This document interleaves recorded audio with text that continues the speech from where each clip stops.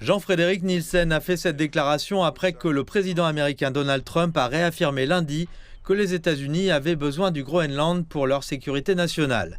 M. Trump a déclaré avoir nommé un envoyé spécial dans cette île arctique riche en minerais pour mener cette initiative.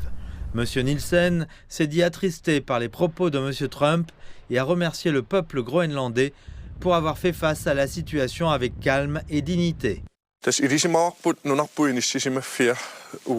Nous sommes conscients du fait que la situation géographique de notre pays joue un rôle important pour les États-Unis.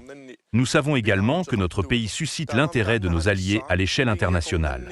C'est pourquoi nous devons adopter une attitude de respect. Discutons avec respect. Cessons de parler de conquérir un autre pays et de contrôler son peuple. Ce genre de discours ne respecte pas les autres pays et ne correspond pas à nos valeurs. Les dirigeants du Danemark et du Groenland ont insisté à plusieurs reprises sur le fait que cette vaste île n'était pas à vendre et qu'elle déciderait elle-même de son avenir.